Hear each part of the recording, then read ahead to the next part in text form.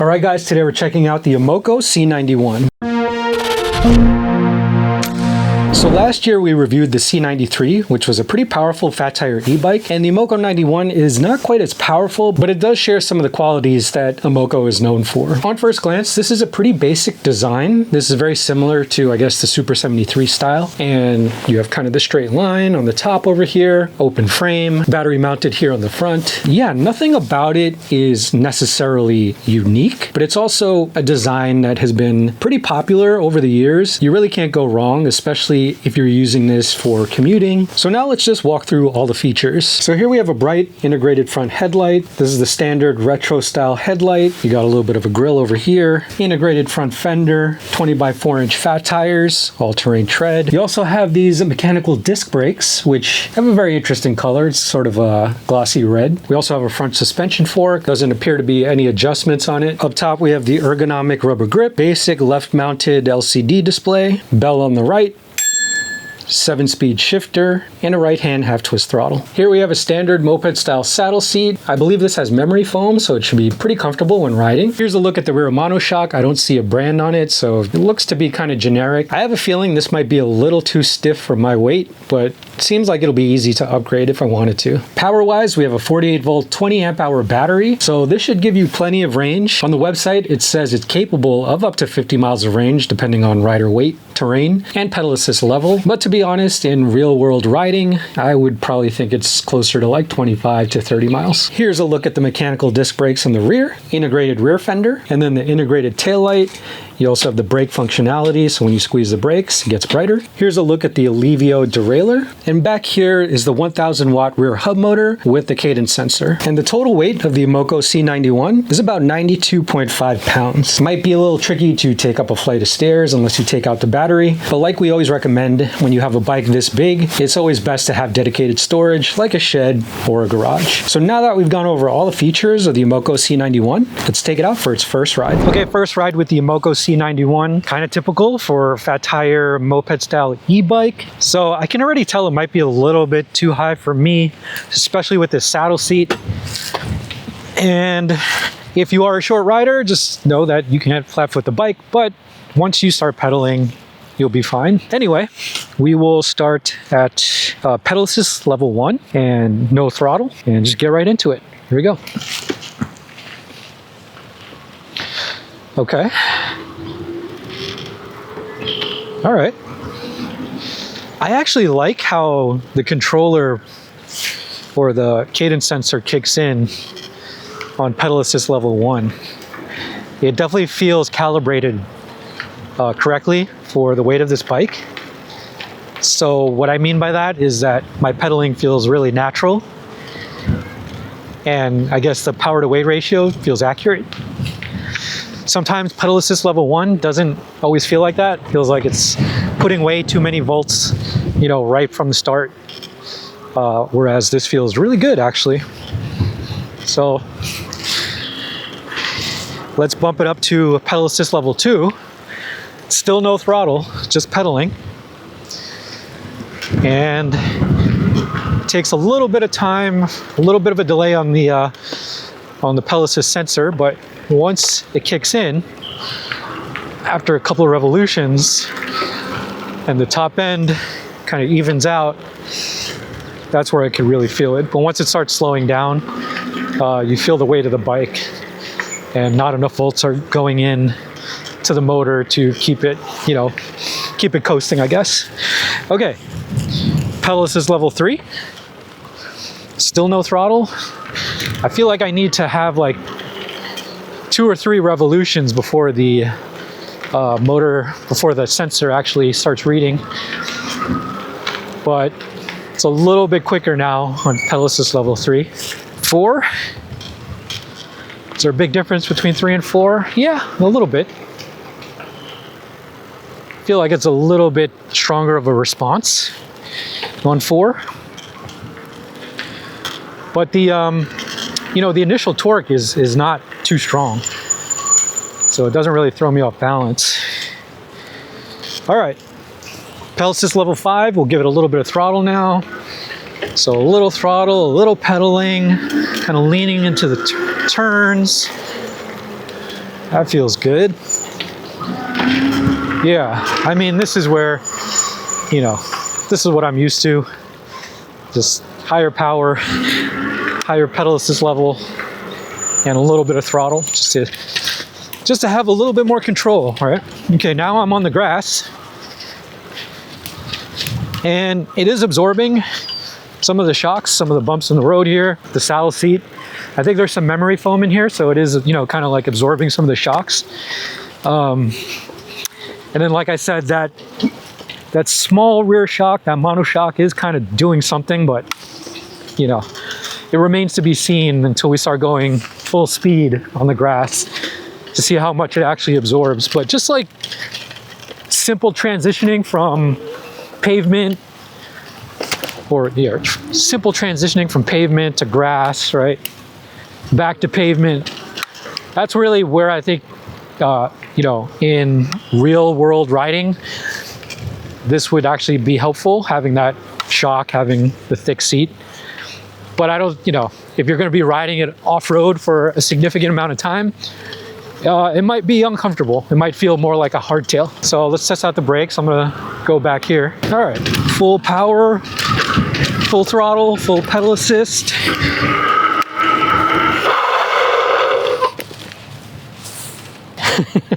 With the mechanical disc brakes, I got to squeeze it all the way down. That's just sort of the nature of mechanical disc brakes. Parking lot ride with the Emoko C91. And we are on the highest pedal assist level. No throttle yet, just cruising along. And yeah, very comfortable. You know, it's a hardtail, so this is kind of where this bike really belongs. Kind of like on the smooth pavement over here. That feels really good. I guess the stance really reminds me of the Super 73, S1, S2. And so I can't quite flat foot the bike, but very easy to maneuver. It's a little bit, you know, if you're a short rider, as short as me anyway, it might be just a little too tall, but not a big deal. Once you get this thing, you know, once you start pedaling, very easy to balance. So give it a little throttle here. That's about 22 miles per hour on the display. And it's kind of leaning into the turns. Just riding around like this. Yeah, a lot of fun. Now, if you're used to, you know, this class of e-bike, this moped style e-bike, then you'll be right at home. And I will say that this is, at least the throttle is very smooth on the ramp up. You know, slight delay, but if you are, you know, a beginner rider, I think you'll be right at home. So not a big deal. All right, let's take it up this hill and see how it performs up the hill. And transition onto the grass and going up the hill. Give it a little pedal power. Oh, now the fork is kind of working, but still very, very bumpy. On this terrain, I'm gonna have to stand because, yeah, it is not very comfortable. Okay, transition back onto the bike path here. And this is really where this bike feels at home, right? Yeah, the seat, super comfy. Oh my good God, is there a lot of cushion in that. The throttle feels really responsive and good. I wonder if this is wheelieable. The brake is on the correct side, which I really hope that more bike companies start switching theirs to left-handed brake. Let's go up here real quick. Throttle, throttle, throttle, throttle, a little bit of pedal just to make it the rest of the way, not too bad. So yeah, off-road, this tiny little rear shock, it's doing something. The seat and the fat tires combined probably do just about as much absorbing as the shock, but combined, it's pretty good. Off-road capabilities with this thing, yeah, I would not hesitate to take this thing off-road whatsoever. You know, definitely wouldn't try to jump it or anything like that, but, or maybe like some small jumps, you know, maybe jump like a root or something, but yeah, I wouldn't try to like send it, but I mean, it seems strong. The frame seems pretty robust. The front shocks are bottoming out, but you know, as to be expected. So let's come down here, hit a little, that's about as high as I would want to jump it. And then even like where the seat positioning is and everything, a lot of them, your knees are really cramped up to your body. With this, I don't feel as cramped. I mean, it still could be a little lower, but that's where those adjustable seats are just so nice. One last little off-road test here.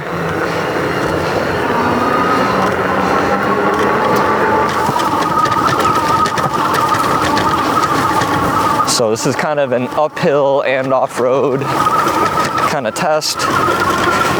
So yeah, able to gain some speed, carve the side of the hill, try not to bottom out my pedals, watch out for the trees, and I'm gonna lose my hat for sure. Whee! Let's circle back for the hat, see if we can make it back up this hill. Gotta get some speed.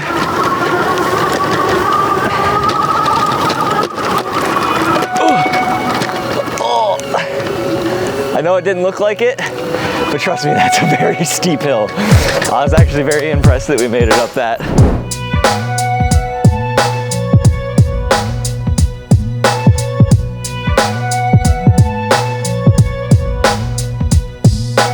So let's recap the specs.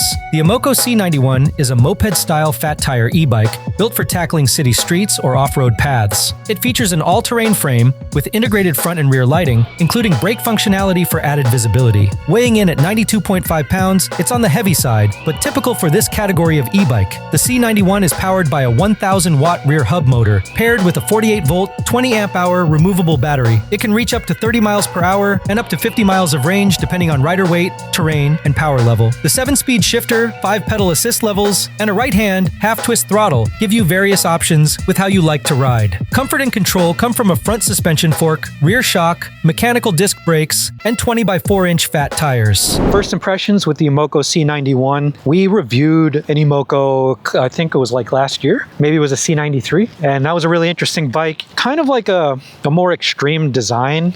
This is more of like kind of their traditional moped style frame, right? It's just kind of straight lines from the front all the way to the rear.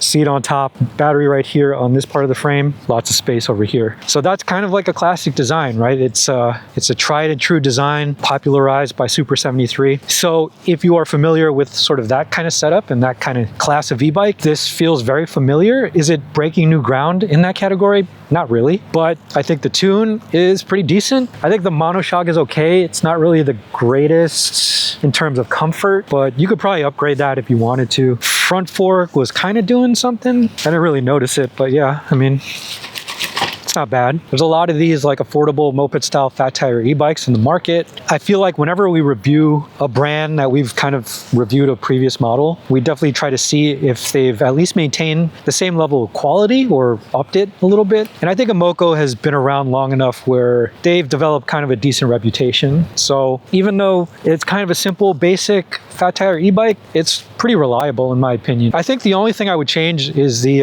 mechanical disc brakes. I mean, they look cool, right? They're red, but having hydraulic disc brakes, I don't know, it just makes such a big difference. You know, it was a little mushy when we first got it and I adjusted it a little bit, but as you saw, if you're going full speed, you know, you really got to squeeze them all the way down. For these types of bikes where they're, you know, pretty heavy, I just feel like having the hydraulics are way better. And if you wanted to customize, you know, a fat tire e-bike, you really can't go wrong with this kind of frame. Plenty of room to upgrade the controller, upgrade the battery. You could do a frame bag. You could do like a giant battery if you wanted to. As a starter bike, pretty good. As a project bike, even better. Emoko C91, solid recommend.